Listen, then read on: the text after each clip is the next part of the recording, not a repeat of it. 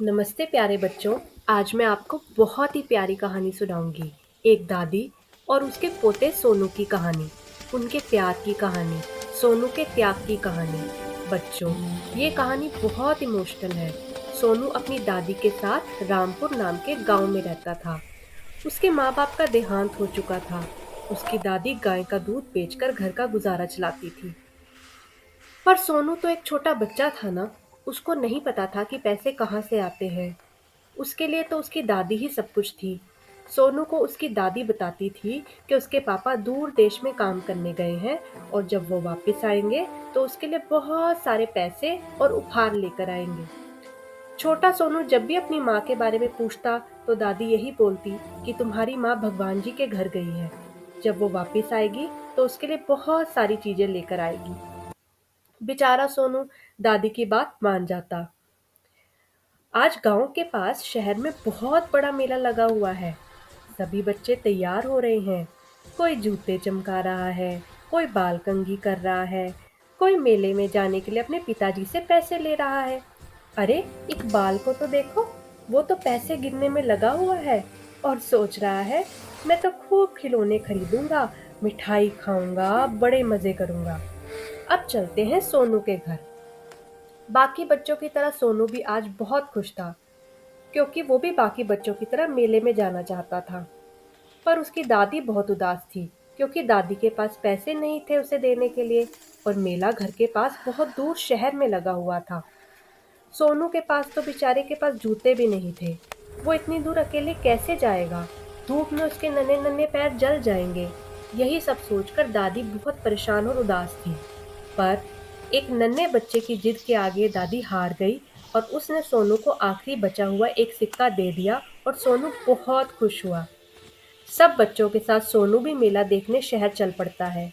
जब सोनू शहर पहुंचता है तो वहां वो हैरान हो जाता है कि इतने बड़े बड़े घर, इतनी ऊंची ऊंची इमारतें, अरे इतनी सारी मोटर गाड़ियां। सोनू के लिए सब बिल्कुल नया था और चलते चलते सब बच्चे मेले में पहुंच जाते हैं। मेले में पहुंच के सोनू देखता है कि यहाँ तो बड़े सारे झूले हैं, बहुत सारी मिठाई की दुकानें हैं, एक से बढ़कर एक खिलौनों की दुकानें भी सजी हुई हैं।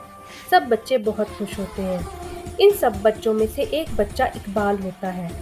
वो एक खिलौने वाले से एक सिपाही लेता है। टीनू को भी बड़ा होकर एक वकील बनना है, तो वो भी एक सुंदर सा वकील लेता है। मीना को एक सुनहरे बालों वाली गुड़िया पसंद आ जाती है और राजू एक फौजी वाली बंदूक ले। पर इन सब के बीच सोनू मायूस होकर सबको देखता रहता है, क्योंकि उसके पास इतने पैसे नहीं थे कि वो सब खिलौने ले सके। बस बेचारा सोनू मायूस होकर अपनी हथेली पर रखे उस सिक्के को देखता रहता है। खिलौनों के बाद अब बारी आती है पेट पूजा की। सब बच्चे अब मिठाई की दुकानों की ओर भाग चले। कुछ को गरम गरम जलेबी खानी थी, कुछ ने टॉफियां ली, कुछ को आइसक्रीम पसंद थी, उन्होंने आइसक्रीम खाई। पर सोनू मायूस होकर सबको देखता रहा और बाकी बच्चे उसे चिढ़ाते रहे। तभी सोनू की नजर एक दुकान पर पड़ी जो बर्तन बेच रहा था। वहां पर उसकी नजर एक चिमटे पर पड़ी। तभी उसे याद आया कि उसकी दादी जब रोटी पकाती है तो उस बेचारी के हाथ कभी कभी जल जाते हैं। चिमटा देख के सोनू की आंखों में खुशी की चमक आ जाती है और वो अपना एक सिक्का देकर चिमटा खरीद लेता है।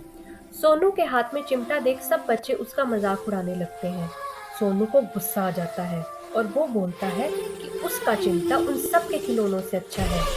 इकबाल बोलता है कि उसका सिपाही उसके चिमटे से अच्छा है।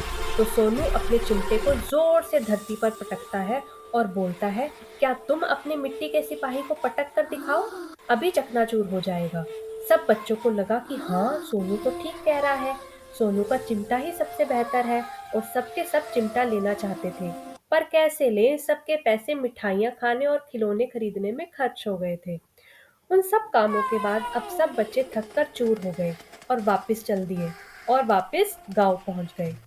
गांव पहुंचने के बाद बच्चों के खरीदे हुए खिलौने का क्या हाल हुआ, आओ अब वो जानते हैं।